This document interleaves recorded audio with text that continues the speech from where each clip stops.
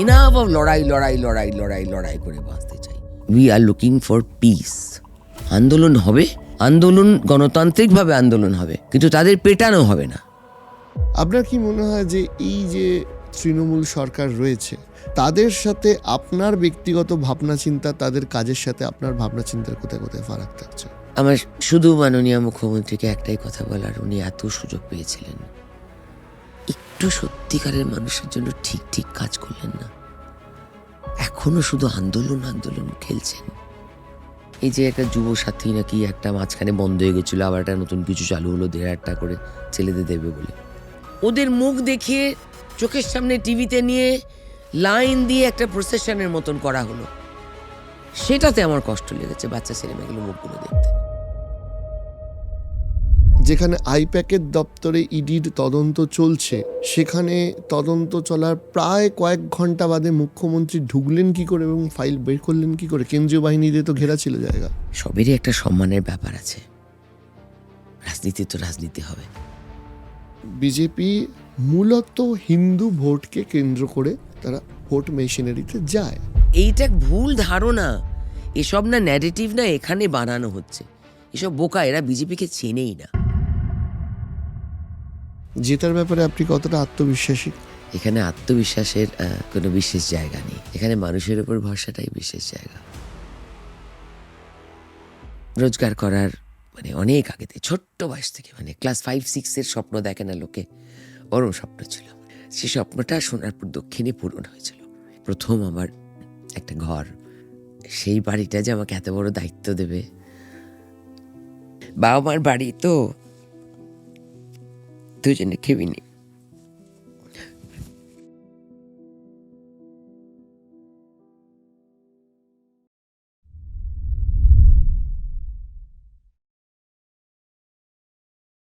নমস্কার। আজকের অতিথি বিশিষ্ট অভিনেত্রী আর বর্তমানে নেত্রী রূপা গাঙ্গুলি। আমরা জানি যে আপনারা সবাই তাকে চেনেন। আজকে আমরা তার ভোট ক্যাম্পেনিং ছাড়াও তার পলিটিক্যাল ভিউ নিয়ে কথা বলবো, তার জীবনবোধ সেগুলো নিয়ে কথা বলবো। তবে ইন্ট্রোডাকশানে বেশি কথা না বাড়িয়ে সোজা তার সাথে যে কথোপকথন সেখানে যাওয়া যাক।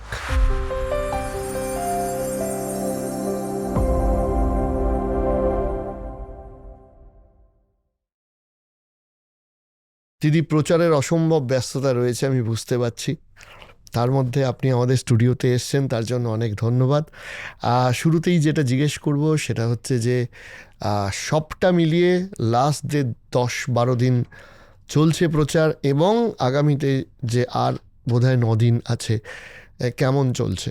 আমি আমাদের ওখানে 300টা বুথ, মানে 300টা বুথ মানে তো 300টা স্কুল নয়, 300টা বুথ। এক একটা স্কুলে ধরো 3টে 4টে 5টা এরকম সব বুথ থাকে।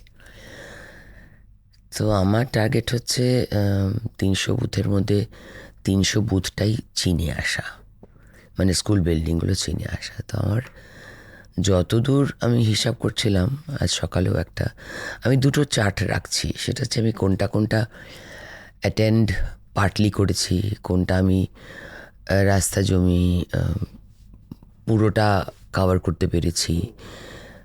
তো সেই হিসাবে দেখলাম মোটামুটি ম্যাক্সিমাম 40টা মতন বুথ আমার বাকি আছে।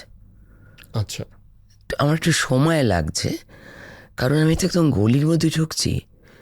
তো সে গলিতে অ্যাকচুয়ালি টোটো অটোটাও ঢুকছে না, হেঁটে ঢুকে যাচ্ছেন? কিছুটা হাঁটছি, কিছুটা বাইক।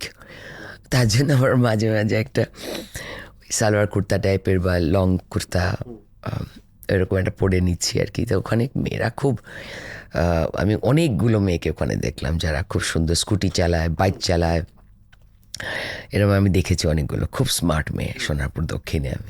আমি ওভারওয়েলমড হয়ে গেছি। তো আমার খুব ভাল লেগেছে ওদের দেখে। তাহলে যে তাহলে আর লোকে অত মাইন্ড করবে না, মানে খারাপ লাগবে না। একবার ভাবছিলাম যে জেনারেলি হয় না যে সবাই ভাবে যে শাড়ি পরে আসবেন সবসময়, কিন্তু আর তাছাড়া আপনার অলরেডি একটা ইমেজ আছে, একজন পরিচিত ক্যান্ডিডেট, মানুষও এক্সপেক্ট করবেন যে ইনি এভাবে আসবেন। হ্যাঁ, কিন্তু কিছু জায়গা তো আমাকে, না সেটা ঠিক আছে, সালোয়ার কামিজ পরে আপনি ঢুকে যাচ্ছেন স্কুটিতে, সেটা তো স্কুটিতে বাইকেই তো চড়তে হচ্ছে বেশিরভাগটা। তো বাকি একটা আর আমার মনে হয় যে গাড়িতে হাত নাড়ানো যেরকম একটা স্টাইল, এরকম স্কুটিতে মানুষের কাছে পৌঁছে যাওয়াটাও একটা স্টাইল হতে হ্যাঁ, পারে।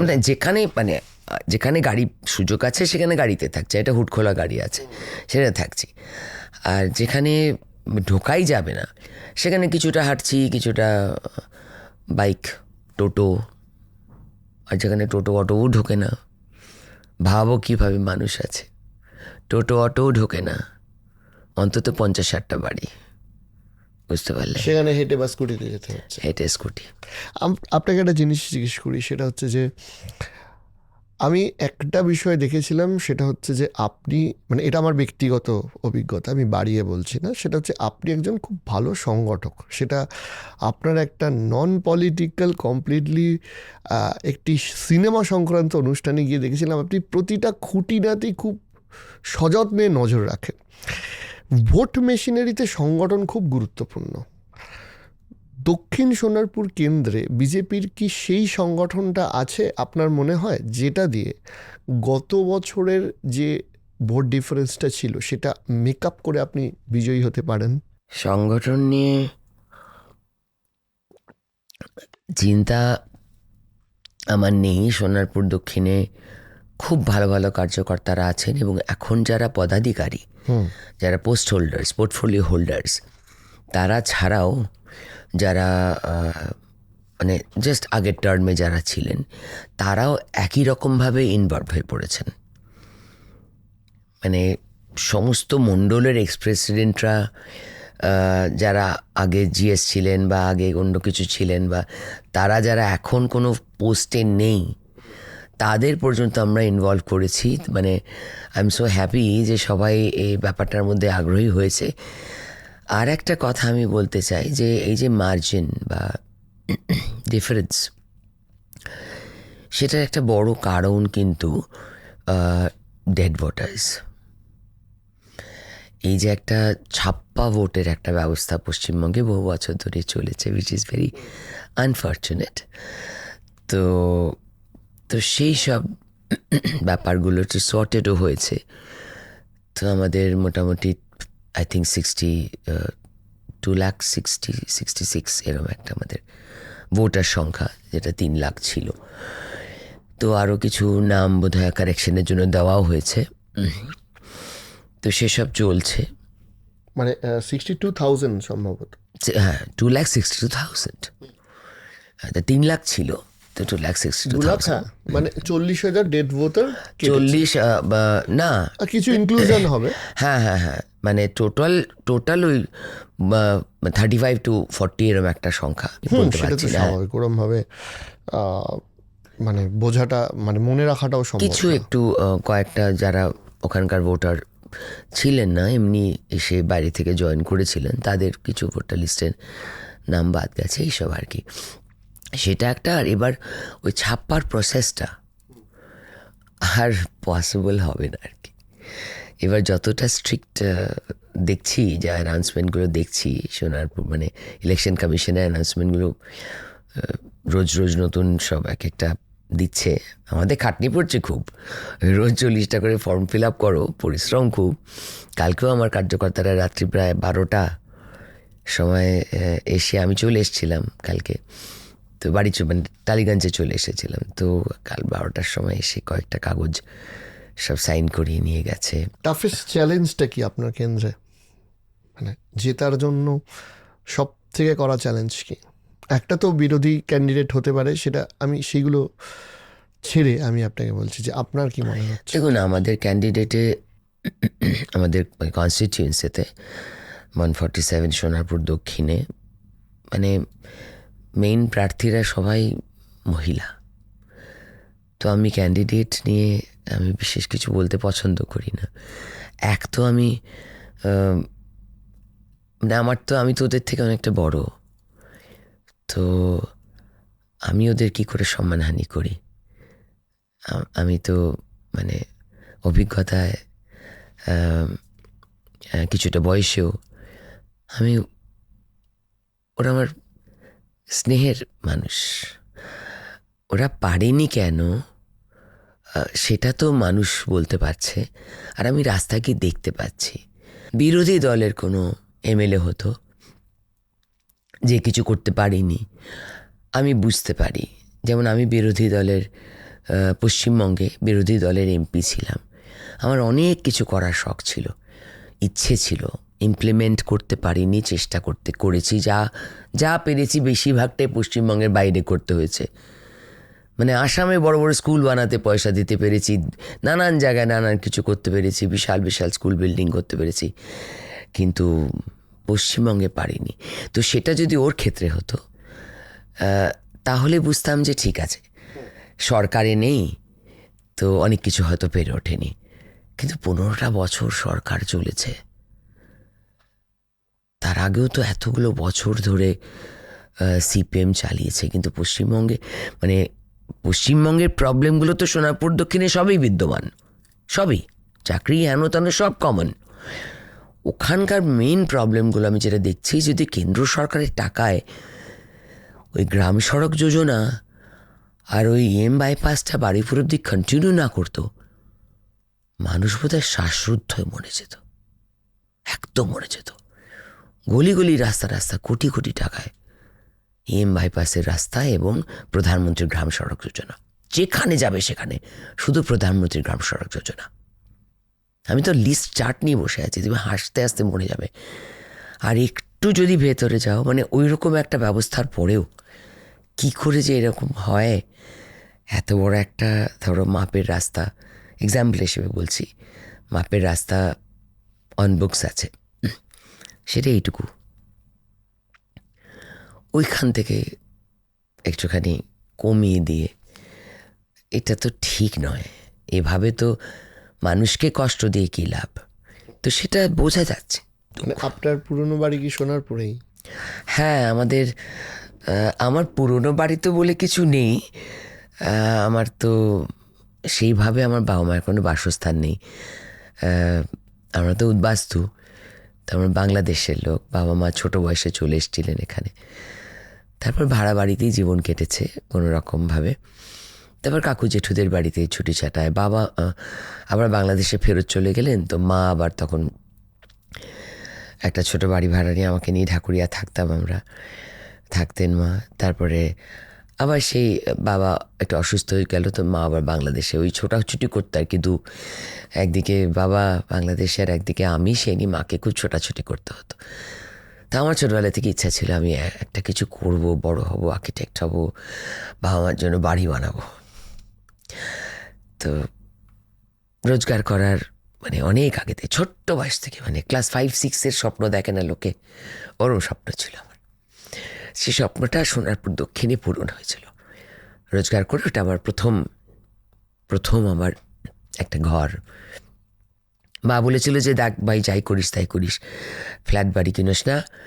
মা এজ এ গ্রিন থামবে না, যা বাবা মা দুজনই যা ফলায় তাই একদম দুর্দান্ত, এত বড় বড় ডালিয়া হতো আমাদের বাড়িতে মার হাতে, মালি নয় মার হাতে।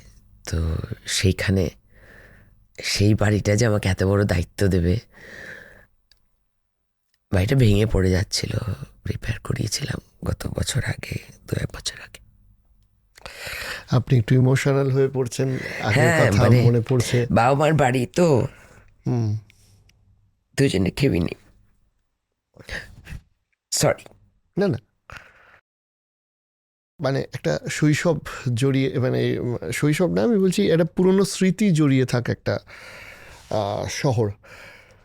এই শহরে ধরুন আপনি যদি যেতেন, শহরের বা এই বিধানসভার মানুষের জন্য কি কি দায়িত্ব আপনি নিতে চান, কোনগুলো আপনার মনে পড়েছে যেগুলো হওয়া খুব জরুরি, প্রয়োজন মানুষের জন্য? ইনফ্রাস্ট্রাকচারাল ডেভেলপমেন্ট দরকার ওখানে খুব। পুকুর বোঝানোটা ওখানে একটা খুব বড় অসুবিধে, এবং ওটা খুব মানে রেগুলার প্র্যাকটিস আর কি চলছে। ফলে ইলিগাল বাড়িঘর করলে পরে ওই সিওরেজ প্ল্যানগুলো সবসময় ডিফিকাল্ট হয়ে থাকে, খোলা ড্রেন সারা সোনারপুরে, খুব মানে অপরিচ্ছন্ন অবস্থা। তো এগুলো তো খুবই মানে কমন, পশ্চিমবঙ্গের অনেক জায়গাতেই এগুলোই মেইনলি কমন, যে কোন ওয়ার্ডে কোন বুথে কোন জায়গাটার রাস্তাটা বা কোন জিনিসটা কত খারাপ, কোন বয়স্ক মানুষরা কোন কোন ফ্যাসিলিটি পায়নি, যাদের পাওয়া উচিত ছিল, মানে খুবই বৃদ্ধা এবং মাথার উপর চাল তো নেই, মানে সে কোনো রকমের টিনের ঘরে আছে। এই সব ডিটেলগুলো আমি I am just noting them down. তো সেটা রোড ম্যাপ অলরেডি, মানে প্রসেস হ্যাজ স্টার্টেড। জেতার ব্যাপারে আপনি কতটা আত্মবিশ্বাসী? আমি আমি আমার আত্মবিশ্বাসটা অন্য রকমের আসলে। আমি না আমার নিজের উপরে সবসময় মনে হয় যে আমার আরও কিছু করা উচিত ছিল। তো আমি আমার সিনেমা কোনো দিন খুব একটা দেখে আত্মবিশ্বাসী হয়ে ওঠেনি, খুশি হয়ে ওঠেনি। তো এটা তো মানুষের জীবনের সঙ্গে জড়িত একটা বিষয়। এখানে আত্মবিশ্বাসের কোনো বিশেষ জায়গা নেই, এখানে মানুষের উপর ভরসাটাই বিশেষ জায়গা। আপনাকে একটা জিনিস জিজ্ঞাসা করি, যে একটা দীর্ঘ অভিনয়ের জীবন, আপনার রাজনৈতিক সচেতনতা এবং যোগাযোগও ছিল, দেন আপনাকে খুব প্রমিনেন্টলি দেখা গেল বিজেপিতে, বিশেষ করে যখন পশ্চিমবঙ্গে যে বিজেপির 2-3% বা খুব বেশি হলে 4% ভোট ছিল, তারপর থেকে যখন বিজেপির ভোট বাড়তে শুরু করলো, ওই সময় যারা নেতৃত্ব দিয়েছিলেন বা যারা বিজেপির সাথে মানে জড়িত হয়েছিলেন, যেটা আজকের বিজেপি নয়, আমার এখনও মনে আছে যে 2016 সালেও বিজেপির ভোট পার্সেন্টেজ ছিল 10। তারা, আমি যখন জয়েন করেছিলাম তখন 4। তারা তখন মূল বিরোধী ছিল না। সেই সময় থেকে বিজেপি জয়েন করে আজকের পরিস্থিতি ডেফিনেটলি ডিফারেন্ট। Y BJP? আপনার কেন মনে হলো বিজেপিতে আসাটা প্রয়োজন? আমি 1 বছর সময় নিয়েছি এটা ভাববার জন্য। আমাকে 2014 সালেই বলা হয়েছিল পার্লামেন্টারি ইলেকশন লড়তে। হ্যাঁ, 14ই বলা হয়েছিল দিল্লি থেকে। আমি রাজি হইনি। আমি বলেছিলাম আমি গ্রাউন্ড ওয়ার্ক না শিখে আমি শুধু এমপি হওয়ার জন্য লড়তে আসিনি, মানে রাজনীতিতে ঢুকবো না, আগে একটু পড়াশোনা করে একটু বুঝি। তারপর আমি কিছু মানে ছোটোখাটো পড়াশুনো জানার কৌতূহল আমার চিরকালে, আমি খুব মানে জানার কৌতূহল। সব যে কিছু ইতিহাসবিদদের মতো মনে রাখতে পারি, শ্রমিকদের মতন অত সুন্দর ইতিহাস মনে রাখতে পারি ওরকম নই আমি, কিন্তু আমার খুব সব কিছু মানে জানতে হবে আর কি। একটা কথা ওদের ওখানে বিজেপির নিজস্ব একটা সংবিধান আছে, যেটা পার্টি সংবিধান। তো সেগুলো পড়তে শুরু করলাম। তারপরে দীনদয়াল উপাধ্যায়ের বইগুলো পড়তে শুরু করলাম। নেটে প্রথমে সার্চ মারলাম, তারপর এমনি পড়তে শুরু করলাম। তো আমার একটা জিনিস আমার মনের মধ্যে একদম গেঁথে গেল যে আমি ছোটবেলা থেকে অন্তর্দয়টাকে বিশ্বাস করি, কিন্তু তার নাম যে অন্তর্দয় সেটা জানি না। এটা অন্য ভাষায় অন্যভাবে বাবা আমাকে শেখাতো যে তোমার এইটা করণীয়, জীবনে ওইটা করবে না, এইভাবে চলবে। তো বাবা এসব আমাকে বাবা তো সেই জীবনে পৌরোহিত্য করতেন, মানে ওসব চলে যাওয়ার পরে আর কি বাংলাদেশে যে কবছর ছিলেন একটু পুরোহিতের কাজ করতেন। তো বাবা আমাকে এগুলো বলতেন। তাই আমি বললাম যে এটা তো আমার মধ্যে ইনস্টিল ছোটবেলা থেকে, যে অন্তর্দয় তো আসল মূল মন্ত্র জীবনের। সেটা হচ্ছে আমি সেটা ইমপ্লিমেন্ট করতে শুরু করলাম বিজেপিতে আসার পর। কীরমভাবে বলছি, আমরা যখন মহিলা মোর্চার, প্রথমে তো আমি কোনো দায়িত্বে ছিলাম না, 1 বছর এমনি পার্টি কার্যকর্তা হিসেবে কাজ করতাম। তারপর আমি 1 বছর মহিলা মোর্চার কাজ পেয়েছিলাম, দায়িত্ব পেয়েছিলাম। তো আমি কি করতাম, মানে আমি যে কোনো মিটিং মিছিলে বা অন্যান্য সময়েও যে কোনো মিটিং মিছিলে হাঁটবার সময়, যে কোনো মহিলা মোর্চা ছাড়া অন্য কিছুতেও, আমি লাস্টে গিয়ে দাঁড়াই। গাড়ি থেকে প্রথমেই নেমে ফার্স্ট সারিতে দাঁড়িয়ে পড়ি না, কোনো দিন পড়িনি।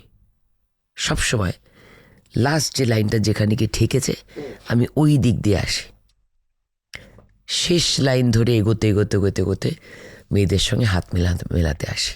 মানে ওইখান থেকে শেষ, শেষ থেকে শুরু, আবার ফিরতে আসতাম, যাতে আমার সঙ্গে যে ক্যামেরাম্যানগুলো আছে, যে ফটোগ্রাফার্সগুলো আছে, তারা যাতে আমার মেয়েদের দেখতে পায়, তাদের যেন ছবি ওঠে। তা আমার বারবার মনে হতো যে অন্তর্দয়, আমি একদম ছোটোবেলা থেকে অন্তর থেকে বিশ্বাস করেছি, কিন্তু তার নাম যে অন্তর্দয় সেটা জানতাম না। ধরুন একটা রেজিমেন্টেড পার্টি, সেখানে যেটা হয় যে তার টপ টায়ার বা উপরের নেতৃত্ব একটা জিনিস বা বিষয় ঠিক করে দেয়, সেই বিষয় অনুযায়ী চলতে হয়। কারণ এটা তো আর অন্যান্য যেগুলো নন রেজিমেন্টেড পার্টি, সেখানে একজন দুজনের সাথে কথা বলে আমরা সবাই রাজা সিস্টেম নয়। এখানে আপনি একজন দীর্ঘদিনের সাকসেসফুল অভিনেত্রী, একটা কোথাও গিয়ে একটা সেলফ ইগো কাজ করে, সেই জায়গাটায় কোনো সমস্যা হয়নি যে আমি যেখানে একটা পরিচিত মুখ, পরিচিত নাম, সেখানে আমাকে একটা রুটিন বেঁধে দেওয়া হচ্ছে, সেই অনুযায়ী কাজ করতে হচ্ছে? না না, মানে সবসময় যে পার্টি আমাকে খুব রুটিন বেঁধে কাজ করতে বলেছে তাও নয়। অনেকগুলো শেডিউল দেওয়া হয়, সেখানে আমাকে অপশন জিজ্ঞাসাও করা হয় যে আপনি এটা পারবেন তো, মানে এই ডেটগুলো আপনার শ্যুট করছে। আচ্ছা, কনসাল্ট করেই? হ্যাঁ, এবং যেহেতু পার্টি অনেক বছর দেখে ফেলেছে যে আমি কোনো মানে অভিনয় করি না, মানে পশ্চিমবঙ্গে আর আমি বম্বে গিয়ে আর অভিনয় করতে চাই না, মানে এখনও বলে কিন্তু আমার ইচ্ছে করে না আর কি। তো কলকাতায়, পশ্চিমবঙ্গে যে আমি অভিনয় করতে মানে সুযোগ পাই না বা করি না, বা সময়ও পাইনি অ্যাকচুয়ালি, আমি কাউকে দোষও দিতে চাই না, আমি সময়ও খুব একটা পাইনি। 5-5.5 বছর রাজ্যসভার এমপিশিপ, নমিনেটেড এমপি, তো তার জন্য প্রচুর কাজ থাকে, আর সারা ভারতের মানুষ যোগাযোগ করে, শুধু একটা রাজ্যের বা একটা যোগাযোগ করে তা নয়।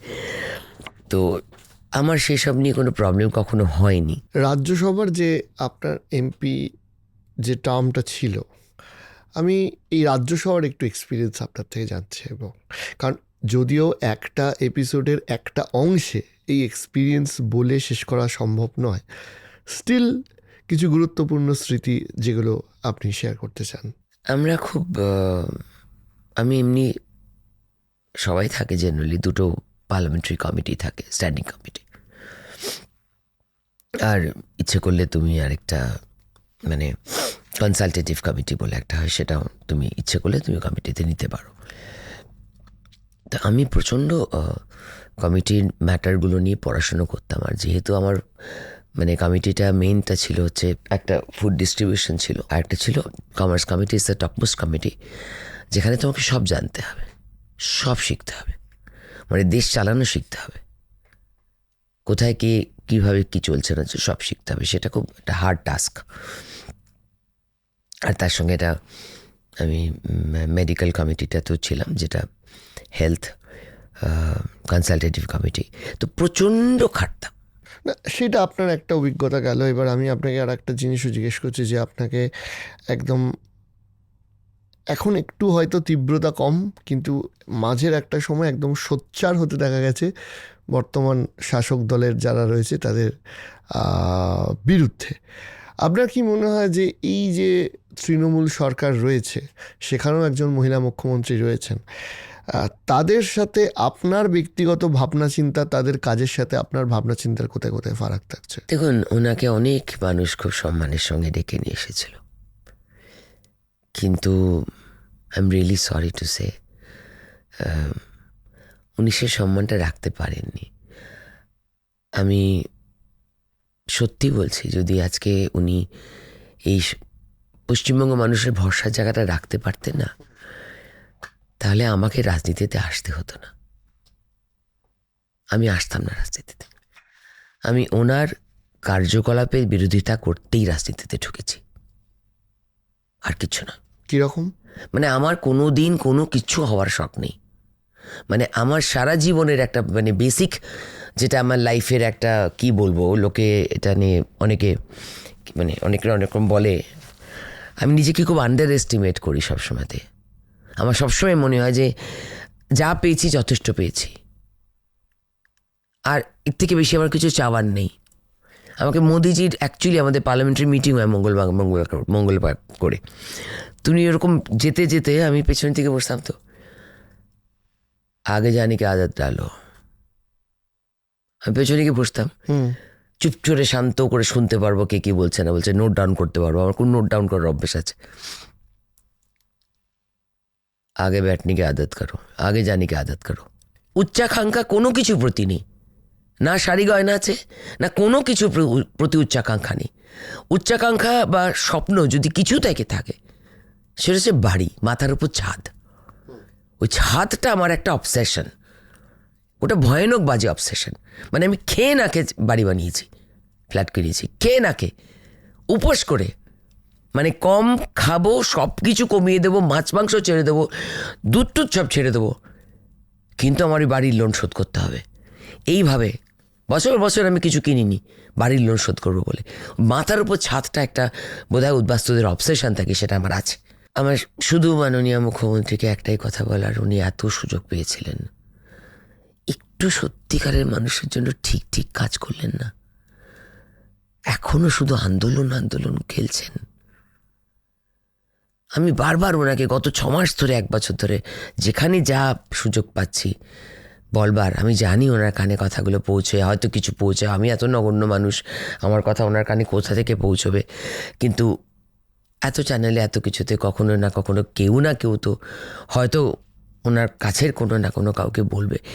আপনার কাছে লাস্ট কয়েকটা মাসের সুযোগ ছিল, 6 মাস 1 বছর আগেও আপনি কিন্তু আপনার এই এখন যে বিরাট একটা ভয়ানক মানে ফল হয়ে গেছে টিএমসির, বাঁচাতে পারতেন ইচ্ছে করলে। এটা রাজনৈতিক প্রতিপক্ষ হিসেবে বলছি আমি, রাজনৈতিক শুধরে যেতে পারতেন, কিন্তু উনি আমাদের সুযোগের পর সুযোগ দিয়ে গেলেন, সুযোগের পর সুযোগ ঢেলে ঢেলে দিয়ে গেলেন।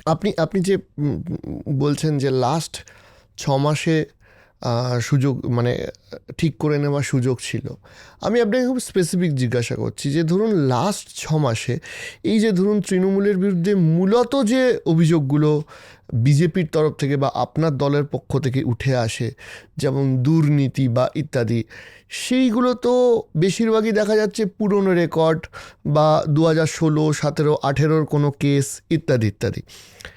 আপনি যে লাস্ট 6 মাস মেনশন করছেন, সেখানে কি কি আপনি মেনশন করতে চাইছেন? আপনি একটু বলুন তো আমাকে, কোনো মুখ্যমন্ত্রী, এটা একটা সম্মানের ব্যাপার না, তিনি একটা ফাইল চুরি করে চলে গেলেন? এটা কি ঠিক কথা? কি মানে হোয়াট টু এক্সপেক্ট? দিদি, এটা যেমন প্রশ্ন থাকে, আমি এটাও তো প্রশ্ন থাকে যে যেখানে আইপ্যাকের দপ্তরে ইডির তদন্ত চলছে, সেখানে তদন্ত চলার প্রায় কয়েক ঘন্টা বাদে মুখ্যমন্ত্রী ঢুকলেন কি করে এবং ফাইল বের করলেন কি করে? কেন্দ্রীয় বাহিনী দিয়ে তো ঘেরা ছিল জায়গা। মুখ্যমন্ত্রী একজন মহিলা, এটা কি সত্যি, এটা কি উচিত করা মুখ্যমন্ত্রীর হাত থেকে টানাটানি করা জিনিস? রুলস তো মহিলা পুরুষ সবার জন্য সমান হয়। রুলস এটা ঠিক নয়। মানে আমি তো বলবো যে ঠিকই করেছে, ওনার হাত থেকে টানাটানি করেনি। মানে আফটারঅল মুখ্যমন্ত্রী, উনি যে ভুলটা করলেন, উনি যে অত বড় একটা মানে এত বড় একটা অসম্মানজনক কাজ করে ফেললেন, এই মহিলা মানে এই পুলিশ অফিসার যারা ছিলেন, তারা যদি এরকম একটা অ্যাকশন আবার উল্টে ওনার হাত থেকে টানাটানি করে জিনিসগুলো নিতেন, এটা যে কী বড় লজ্জাকর হতো, দেশের জন্য লজ্জাকর হতো। এটা বুঝতে হবে, এটা বুঝতে হবে যে কতটুকু করা যায়, একজন মুখ্যমন্ত্রীকে কতটুকু করা যায়। তার মধ্যে তিনি নারী, একজন মহিলা। এগুলো খুব সেন্সিটিভ ইস্যুস। ওনার হাত থেকে কারণ নেওয়া উচিত হয়, মানে হতোই না আর কি। মহিলা পুলিশ থাকলে, মহিলা পুলিশ আমাদের ধরে মারধর করুক, কিন্তু সেই মহিলা সিআরপিএফ হোক আর মহিলা যেই হোক না কেন, মুখ্যমন্ত্রীর হাত থেকে, মহিলা মুখ্যমন্ত্রীর হাত থেকে টেনে নিতে পারে না। ওনার গাড়ির দরজা খুলে ভাঙচুর করে মাল তুলে নিতে পারে না। একটা অভিযোগ। আর ওভারঅল আমি যদি আপনাকে জিজ্ঞাসা করি যে সামগ্রিক রাজনৈতিকভাবে, এটা তো একটা স্পেসিফিক অভিযোগ আপনি বললেন। হ্যাঁ, এই যে একটা এমপ্লয়মেন্ট এক্সচেঞ্জ আছে বহু বছর ধরে, সে তো এখন কোথায় আছে কে জানে। একটা সিম্পল কথা বলুন তো, এই যে একটা যুব সাথী নাকি একটা মাঝখানে বন্ধ হয়ে গেছিলো, আবার একটা নতুন কিছু চালু হলো 1,500 টাকা করে ছেলেদের দেবে বলে, তাদের নামগুলো লাইনে না দাঁড় করিয়ে তাদের তো ইচ্ছে করলে এমপ্লয়মেন্ট এক্সচেঞ্জটা শুরু করে দিলেই পারত। সবাইকে লাইনে দাঁড়িয়ে, এটা একটা কম্পিটিশনের মতো, লাইনে দাঁড়িয়ে সবার পাবলিকলি ফর্ম ফিল আপ করাচ্ছে। কেন?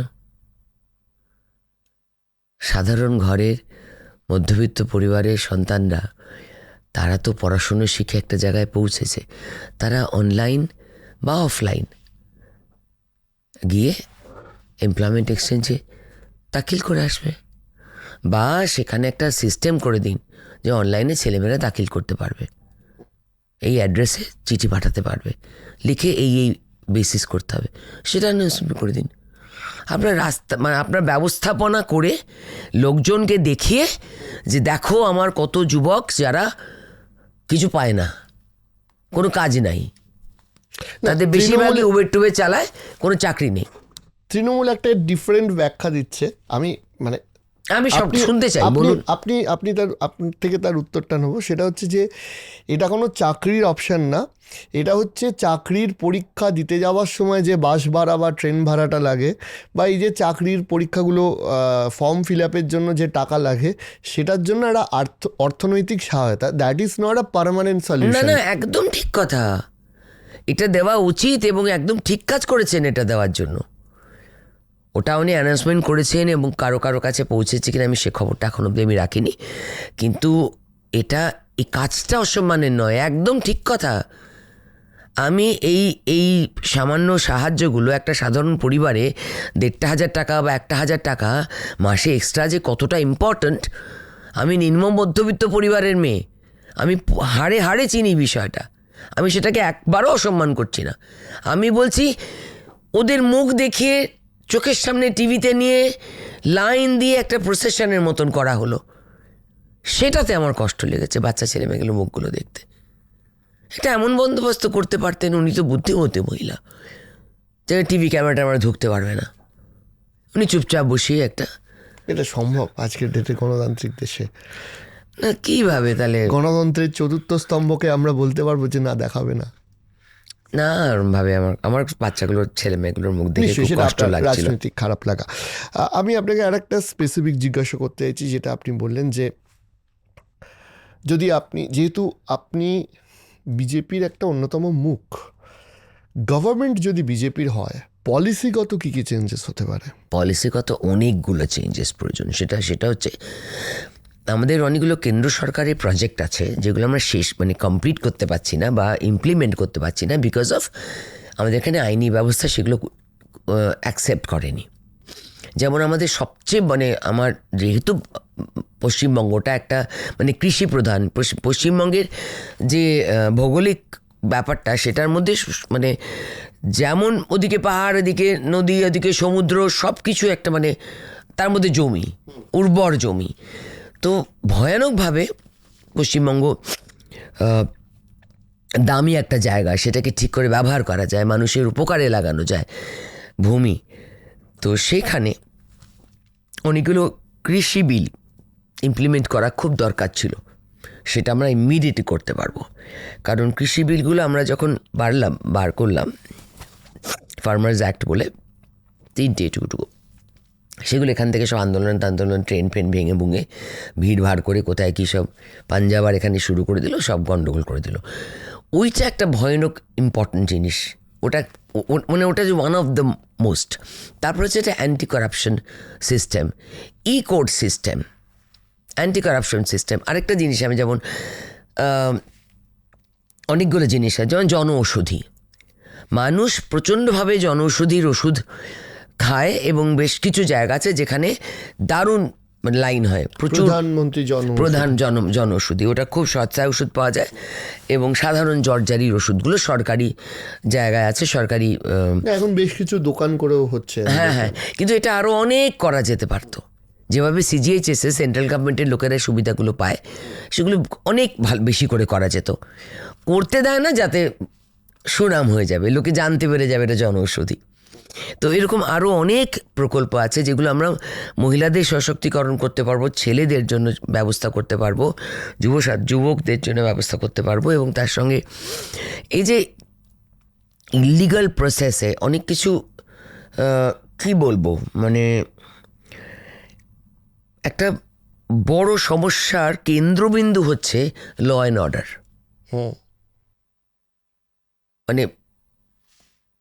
এত বড় একটা সমস্যা, তার কোনায় গিয়ে সেন্টারে গিয়ে দেখবে সবগুলোরই গিয়ে law and order. Law and অর্ডারের জন্য ফ্যাক্টরি নেই, ল অ্যান্ড অর্ডারের জন্য মহিলা নির্যাতিত, ল অ্যান্ড অর্ডারের জন্য এরম পুকুর বোঝানো হেনতানো সব চলছে। এই ল অ্যান্ড অর্ডারটা যখনই স্ট্রিক্টলি কন্ট্রোলড হবে, হ্যান্ডেলড হবে, আমি বলছি না যে কাল থেকে সব ঘটনা বন্ধ হয়ে যাবে, কিন্তু যে ঘটনা হবে তার শাস্তি হবে এবং ফাস্ট ট্র্যাক হবে। আমাদের একটা ওয়ান স্টপ সলিউশন বলে একটা কেন্দ্র সরকারের 100% প্রজেক্ট আছে, মানে 100% কন্ট্রিবিউশন কেন্দ্র সরকারের ওয়ান স্টপ সলিউশন, যেটা মহিলাদের ক্ষেত্রে বিশেষ করে কোনো রকম অস্বস্তি অসুবিধা হেন তেন তাদের কিভাবে ওয়ান সেন্টার বলে, ওটাকে ওয়ান স্টপ সেন্টার বলে, অনেকগুলো হয়ে গেছে সারা ভারতে, পশ্চিমবঙ্গে হওয়া যায়নি। আমার একটা জিনিস খুব দুঃখ লাগে, আমি মানে প্রধানমন্ত্রী হওয়ার পরই মুহূর্তের মধ্যে ব্যবস্থা করেছে, মানে কয়েক দিনের মধ্যে ওনার একটা শখ এবং একটা চেষ্টা ইমপ্লিমেন্ট করার চেষ্টা করেছিলেন যে বিদেশের মতন একটা নাম্বার ডায়াল হবে পুলিশ স্টেশনে, 1 নাম্বার, সিম্পল নাম্বার সব রাজ্যের জন্য। কিন্তু এত আমাদের নানান পলিটিক্যাল পার্টির এত মতামত, সেই জন্য এই যে এই জিনিসগুলো ইমপ্লিমেন্ট করা গেল না। এরকম অনেক কিছুই, এই উইমেন্স বিলটাও ইমপ্লিমেন্ট এখনও করা গেল না, খুবই দুঃখের। এই সব আর কি। আপনার আগামী 2026-এর যে নির্বাচন এবং আগামী যে 4 মে যে রেজাল্ট আসতে চলেছে, আপনাদের কি বিশ্বাস তাতে আপনারা গভর্নমেন্ট ফর্ম করছেন? মানুষের মুখ চোখ তাই বলছে। এই যে বিজেপির যে একটা আইডিওলজি রয়েছে, যে আইডিওলজিতে বিজেপি মূলত হিন্দু ভোটকে কেন্দ্র করে বা হিন্দু ভোটের ভরসাতে তারা ভোট মেশিনারিতে যায়। A state having more than 30% minority vote, আপনারা মনে করেন যে স্ট্র্যাটেজিক্যালি এইটাকে ইগনোর করে যে নাম্বারটা আছে সম্ভবত 143, সেই 143 ক্রস করা সম্ভব? আমার সেদিন একটা কাজ ছিল, আমি 3 নম্বর মণ্ডলে এক জায়গায় গেছিলাম এবং সেখান থেকে র্যালিটা আমি কমপ্লিট করতে পারিনি, কারণ আরেকটা বড় কাজের জন্য আমাকে ডেকে পাঠানো হয়েছিল অফিসে, তো পার্টি অফিসে না, অন্য একটা কাজে আর কি। তো একটা ইনঅগারেশন ছিল, আমাদের নারী সম্মান শক্তির ইনঅগারেশনটা ছিল, সেই জন্য চলে আসতে হয়েছিলো। ওদের বললাম যে আমি আবার পরের দিন আসবো। তো পরপর প্রোগ্রাম ক্লাস করে যাচ্ছে, একসঙ্গে অনেকগুলো প্রোগ্রাম চলছিল। তো যারা ওখানে র্যালিটা ছিলেন তারা যাচ্ছিলেন, বললেন যে দিদি আমরা কন্টিনিউ করিনি, বিকজ আমরা সবাই মিলে খুব আগ্রহ, তোমরা কন্টিনিউ করে না, আমি বাকি যেটুকু রয়ে গেছে 3-4টে বুথ বাকি রয়ে গেছে, তা আমি সেখানে আরেকদিন আসবো। আমি তো ওই মার্কিং করছি কোনটা বাকি রয়েছে কোনটা থাকছে না করছি। তো তখন পরে আমাকে মন্ডল প্রেসিডেন্ট ফোন করে বলছেন, বলছে দিদি কি আশ্চর্য ঘটনা, আমরা যাচ্ছি তো ওটা একটু মুসলিম বেল্ট, তো ওখানে সব মহিলারা বেরিয়ে এসছেন, বলছেন আপনাদের প্রার্থীকে দেখবো, উনি কোথায়? এবং আমি যেখানে ঘুরছি প্রচুর মহিলা, প্রচুর পুরুষ মানুষ, মুসলিমস, তারা পর্যন্ত হাত নাড়ছেন আমাকে। তো এইটা ভুল ধারণা, এসব না ন্যারেটিভ না এখানে বানানো হচ্ছে, এসব বোকা, এরা বিজেপিকে চেনেই না, এটা সত্যি আসল বিজেপিকে এরা চেনেই না। আই ভেরি আনফর্চুনেট, পশ্চিমবঙ্গ খুব পলিটিক্যাল স্টেট আর সব ব্যাপারে খুব রাজনীতি খেলে আর কি, আমার সেই জন্যই খুব দুঃখ হয়। আপনি মোদিজির কথা বলছিলেন যে আপনাকে বলছিলেন যে আগে যাওয়ার অভ্যাস করো। আপনি তো বেশ কিছু মানে বছর রাজ্যসভায় এমপি ছিলেন, ওনার সাথে কাজের এক্সপিরিয়েন্স হয়েছে। নরেন্দ্র মোদীর সাথে আপনার কাজের এক্সপিরিয়েন্সটা বা এই মানুষটা সম্পর্কে আপনি যদি একটু বলেন, কাছ থেকে যেহেতু দেখেছেন। হ্যাঁ, অনেকগুলো বছর আমি কাছ থেকে দেখেছি। আমি ওনার কাজের তো একটা বিশাল ফ্যান আমি, শুধু প্রধানমন্ত্রী বলে নয়, ওনার যে কর্মপদ্ধতিটা অসম্ভব ভালো। কিরকম? বাপরে বাপ, সো মেটিকুলাস, কি বলবো, এক্সট্রিমলি মেটিকুলাস। যা বলবেন, যা জানাবেন, মানে 24 ঘন্টা অ্যালার্ট। আমি তো ভাবি উনি কতক্ষণ ঘুমন কে জানে, বোধহয় আমি শুনেছিলাম 3-4 ঘন্টা ঘুমন, হয়তো যোগনিদ্রা দেন, এসব শুনেছিলাম। আমি তো আর মানে যা মানে জানা কথা কিছু, ওনার কিছু কাছের লোকের কাছ থেকে যা জানা, কিন্তু ওনার তীক্ষ্ণতা, দৃষ্টির তীক্ষ্ণতা এবং ওনার শাসন করার পদ্ধতি, ওনার সামনে কোনোদিনকে মিথ্যে কথা বলার চেষ্টা করো না, পুরো একদম একদম মানে ঘেবড়ে যাবে তুমি একদম, যে একটাও মিথ্যে কথা বলা, যেটা জানো না সেটা বলে দাও, জানো না স্যার এটা জানি না। আপনি যদি একটু মিটিংয়ের কিছু এক্সপিরিয়েন্স আমাকে বলেন। তো আমি এরকম এমপি ছিলাম, এটা তো বোকা কথা বলে ফেলেছিলাম। তো ওর মিটিংয়ে, আমাদের ইন্টারনাল মিটিংয়ে একবার ডেকেছিলেন, ডেকে তারপরে এই মিটিংটা না, আলাদা মিটিংয়ে গল্প করছে, সেখানে গেছিলাম। সব এমপি মানে জোন ওয়াইজ এমপিরা বসে, পার্লামেন্ট সেশনের সময় বসে, উনি কয়েকজনকে ভাগ ভাগ করে করে ডাকেন আর কি, সেই জোনের যারা আছেন এবং মন্ত্রীরা আছেন কি আছেন না, সব ডাকা হয়। তো প্রত্যেক বছরই হয় এটা, মানে প্রত্যেকটা সেশনই হয় ওটা। তো ওরকম ডেকেছেন, আমি তখন বলছি আমার একটা কিছু কথা বলার আছে, আমি আঙুল তুলে থাকি। তো হ্যাঁ রূপাজি, দুজনেই মানে মোদিজি রূপা ডাকে, আর আমি শাহজি রূপাজি ডাকে। মানে এটা যখন আফটার পার্লামেন্ট মিটিং হচ্ছে তখনকার কথা? হ্যাঁ, এটা পার্লামেন্টে না, ওনার বাড়িতে ঘর আলাদা আলাদা মিটিং হয়। হ্যাঁ, ওনার মিটিংয়ের ওর স্থল আছে, সেখানে হচ্ছে। তো গেছি, আমি বলছি এক বাত হ্যাঁ, সবাই মিলেই গেছে ওখানে একসঙ্গে আমরা। আমি তখন মহিলা মোর্চার মানে প্রেসিডেন্ট, পশ্চিমবঙ্গের রাজ্য প্রেসিডেंट।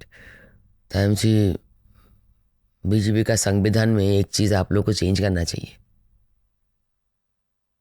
ওরা দুজনে আমার দিকে হাঁ করে তাকিয়ে আছে, মানে 2 বছরে যে পার্টিতে এসেছে, পার্টির প বোঝে না, রাজনীতির র বোঝে না, এটা কি বলছে।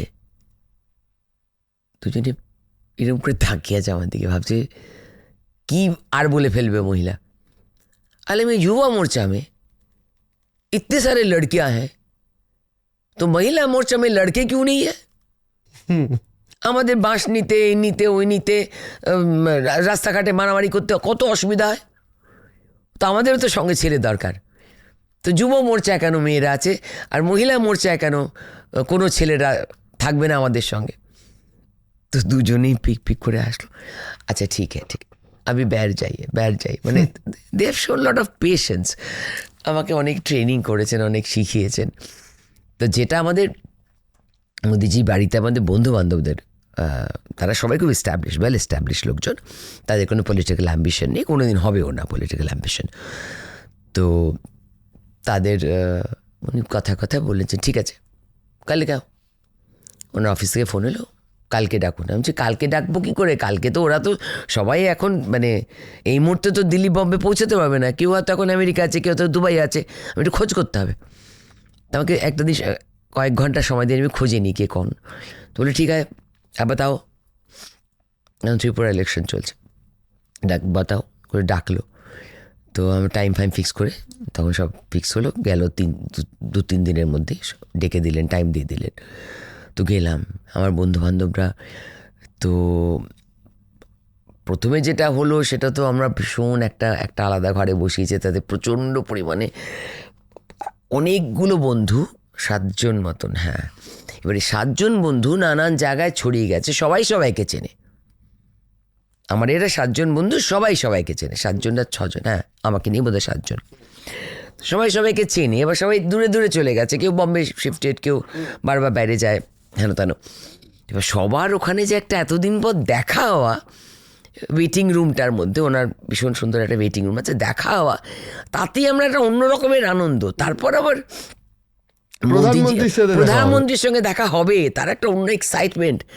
তারপর যেখানে জল রয়েছে, কাজু রয়েছে, আমরা সবাই খুব মানে হুজ্জত চলছে। তো হঠাৎ করে আমার মনে হচ্ছে তোরা যে এরকম ছ্যাবলামি করছিস, হ্যাঁ এই করছিস, তো ঘরে ক্যামেরা নেই তো? আমরা তখন চারদিকে সবাই মিলে ক্যামেরা আছে কিনা খুঁজছি। সবাই তরতস্ত হয়ে বসে পড়েছে। আমি ছি ছি ছি ছি ছি, লোকে উনার অফিস কি ভাববে যে এরা এত মানে বয়স হয়ে গেছে এরকম বাচ্চামি করছে। তারপরে তাড়াতাড়ি করে সব চুপচাপ বসে, তার কিছুক্ষণ অবশ্য 10 মিনিট পরে আমাদের ডাকা হলো। তো পিএমের সাথে অনেকক্ষণ মিটিং হলো, অনেকক্ষণ সময় দিয়েছেন। 15 মিনিট সময় পরে উনি কথা বললেন এবং আমাদের শুনলেন সবার। ওটা আমার বিশাল ভালো লাগে। উনি প্রচুর কথা শোনেন লোকের, মানে শোনেন। He is a good listener এবং সেই জন্যই এত ভালো ইমপ্লিমেন্ট করতে পারেন। তো তারপরে লাস্টে আমার কিছু কাগজ ছিল, তাহলে যে স্যার ভাই সাহেব ये कुछ करना है, ये सब छोटे छोटे चीज़ें हैं, তো এটা করে দিতে হবে। কি করে, কি কাকে দিয়ে যাব আপনার অ্যাসিস্ট্যান্টকে? তা আমার দিকে তাকালো। তখন উনি ওনার অফিস টেবিলটা এসে বসেছেন আর আমি উঠে এসে বেরিয়ে যাবো আর কি। তা আবার বেরোতে গিয়ে কি বলেছে, কটা কাগজ একটু যেগুলো, আর বিজেপিতে একটি নিয়ম আছে, মুখে মুখে কথা বলে চলে এসো না, প্রবলেম ডিসকাস করে চলে এসো না। বিজেপিতে নিয়মই আছে যে যা তোমার ইস্যু লিখিত দাও, নাম দিয়ে ডেট দিয়ে লিখিত দাও। ওই সামনে পেলাম বরবার করে যা খাসো বলে দিলাম, ওসব হবে না। আমি ওই জন্য লিখেই নিয়ে গেছিলাম। সাংগঠনিকভাবে এগুলো ছোটো আমাকে মানে শেখা হয়ে গেছিলো ততদিনে। আমি লিখে নিয়ে গেছিলাম, বলে হাত দে, मुझे दो, मैं ही अपना অ্যাসিস্ট্যান্ট हूँ, दो। দিয়ে তারপর একটা ইস্যু দিয়ে বললেন, ইস্যুটার নাম আমি বলছি না, আমার খুব বেদনার একটা ইস্যু ছিল, সেটা সলভ হয়ে গেছে, বলবো আমি কদিন পরেই বলবো। দেন দেখে বলে, ये तो हो गया, ये तो आपने जो बोला था वो सही नहीं है। हालांकि ये सही है, ये थोड़ा सा घुमा फिरा के आपके पास रिपोर्ट आया है। बोले अच्छा, ओके, आंदोलन करो, लड़ाई करके लो। हाल हम लड़ाई तो हम लोग करेंगे, लेकिन ये तो लड़ाई का विषय नहीं है, देखते हैं। हाल हमें आपके सिवा नहीं होगा, इसका सॉल्यूशन चाहिए हमें, देखते। नमस्ते बोले चले एलाम। तो ওই যে मैं ही मेरा অ্যাসিস্ট্যান্ট हूँ, সব কটা কাগজ নিলে পটপট করে বললেন, দারুণ লাগলো আমার। আপনি একটা কথা বা প্রসঙ্গ বলছিলেন যে এক হচ্ছে বিভিন্ন বর্তমান সরকারের পলিসি বা কাজের প্রতিবাদ করার জন্য আপনি রাজনীতিতে এসছেন। আমি যদি আপনাকে জিজ্ঞাসা করি যে your ultimate goal from politics, আপনি কি মনে করেন সেটা নিয়ে? রাজনীতি আমি শুধু পশ্চিমবঙ্গে ভারতীয় জনতা পার্টির সরকার গড়বার জন্য এসেছি, এর থেকে আর কোনো অন্য লক্ষ্য আমার নেই। তারপর সরকার গড়ে গেলে যদি আপনাকে বিশেষ দায়িত্ব কিংবা মন্ত্রিত্ব নিতে বলে? এত অগ্রিম ভাবনা চিন্তা করতে নেই, আমি জীবনে কোনো বিষয় নিয়ে অগ্রিম ভাবনা চিন্তা করি না। আমি খুব কম স্বপ্ন দেখি, অনেক বেশি পরিশ্রম করতে পছন্দ করি, স্বপ্নটা কম দেখি। আমার একটাই শুধু চাওয়া,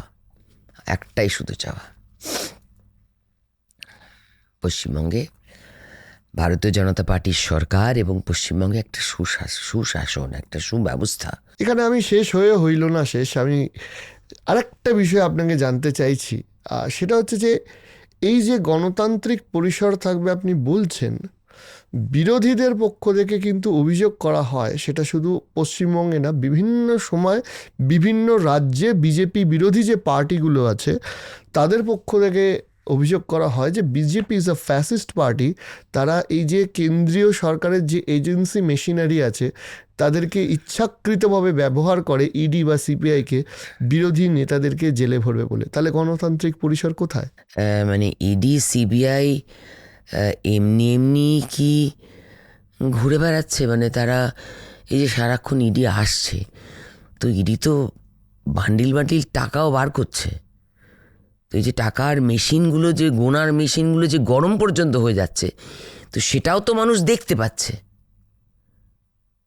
তো সেটার মধ্যে মানে সেটা কি করবে তাহলে? মানে ওদের কাছে খবর থাকলে ওরা আসবে না? কি করা উচিত? আপনি নাগরিক হিসেবে কি বলুন? ওদের কাছে খবর থাকলে ওরা আসবে না? এই প্রশ্নটা আসতো না যদি না যে সমস্ত নেতারা গ্রেফতার হয়েছিলেন তাদের অপরাধের কোনো কনভিকশন হতো। দেখা যাচ্ছে যে পার্থ চট্টোপাধ্যায়ও বেরিয়ে এলেন, যে মানে মূল টাকা যার ঘর থেকে বা যার বান্ধবীর ঘর থেকে পাওয়া গেছিল তিনিও বেরিয়ে এলেন। এখন তৃণমূল বলছে দেখো ইডি ওকে জেলে ভরে কিছু করতে পারিনি, আমরা তো কই টিকিট দিইনি, আমরা তো বাড়ি থেকে বার প্রশ্ন করে তো দিয়েছি। তা নয়, প্রশ্ন হচ্ছে তথ্য প্রমাণ, কার থেকে কত টাকা খেয়েছে সেই বিষয়টা, এবং কটা চাকরি জালি হয়েছে সেই বিষয়টা তো ঝুলছে হচ্ছে কোর্টে। তো চাকরি চুরি এবং তার যে পদ্ধতি সেগুলো তো ঝুলছে কোর্টে।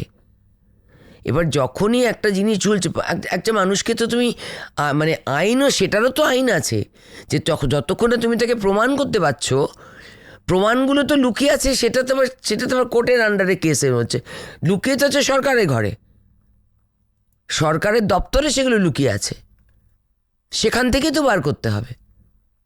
তা আপনি কি মনে করেন যে বিজেপির যদি রাজ্য সরকার হয় সঠিক অপরাধীরা সঠিক শাস্তি পাবে? হ্যাঁ, নিশ্চয়ই পাবে। এবং এই যে পার্থবাবুকে মানে ছাড়তে হলো, সেটাও ন্যায়সঙ্গত। কারণ তুমি একটা সময় টাইম পিরিয়ড আছে, তারপর তুমি একটা লোকে প্রমাণ হয়নি, তুমি বছর বছর জেলে রেখে দিলে, সেটাও করা যায় না। গোটা দেশ এবং রাজ্য ছেড়ে আবার শেষে ফিরে যাই সোনারপুর দক্ষিণে। নেক্সট কয়েকদিনের রুটিন কি?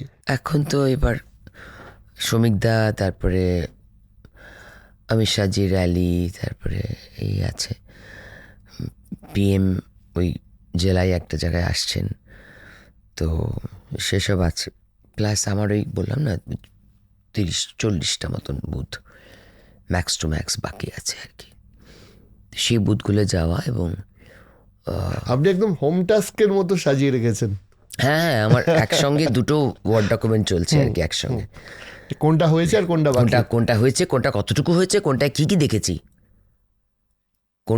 দেখেছি, এগুলো পর্যন্ত আমার আচ্ছা, শর্ট নোটস। এই ক্যান্ডিডেটদের প্রত্যেকের একটা করে পার্সোনাল স্ট্র্যাটেজি থাকে। তা আপনার কি মনে হয় আপনার প্রচারের এবছরের বেস্ট স্ট্র্যাটেজিটা কি? আমার জীবনেরই একটা নিজস্ব স্ট্র্যাটেজি আছে, সেটা সব কিছুতেই আমি ইমপ্লিমেন্ট করি। সেটা হচ্ছে আমি একটু মানে বেশিক্ষণ অব্দি প্রবলেম ওরিয়েন্টেড থাকতে পারি না। I search for solutions all the time. যে মানে 15 মিনিট যদি একটা প্রবলেম শুনি, তখন আমার মাথাটা অ্যান্টেনা এখানে খাড়া হয়ে গিয়ে বলে তাহলে সলিউশনটা কি, সেখানে চলে যাই আর কি। তো ওটা আমার একটা মানে সুবিধাই হয়তো দোষ নয়, হয়তো গুণেরই একটা পার্ট হতে পারে। আপনি অনেক আপনাকে ধন্যবাদ জানাই যে এই ব্যস্ততার মধ্যে আমাদের এখানে সময় দেওয়ার জন্য। এতক্ষণ একটা গল্প আড্ডা হয়ে গেল, আমিও বুঝতে পারিনি যে এতটা সময় আমাদের কেটে যাবে। হ্যাঁ, এবার দৌড়তে হবে, শিডিউলের থেকে অনেকটা আমরা বেশিক্ষণ গল্প করছি। দৌড়তে হবে। অনেক ধন্যবাদ আসার জন্য। আশা করি পরে এই রাজনীতি ছাড়াও আপনার অভিনয় জীবন, আপনার জীবন বোধ, সবগুলো নিয়ে একটা আলাদা শুনি আমাদের পডকাস্ট হবে। খুবই ভালো লাগে আমার, খুবই শুনি। এই কদিন একটু দেখা টাকা হয়নি, একদমই এসে মানে কিচ্ছু দেখতে পাচ্ছি পরে না। একটা অরাজনৈতিক পডকাস্ট হবে আপনার সাথে। নিশ্চয়ই। থ্যাংক ইউ দিদি আসার জন্য। অনেক ধন্যবাদ। Thank you very much.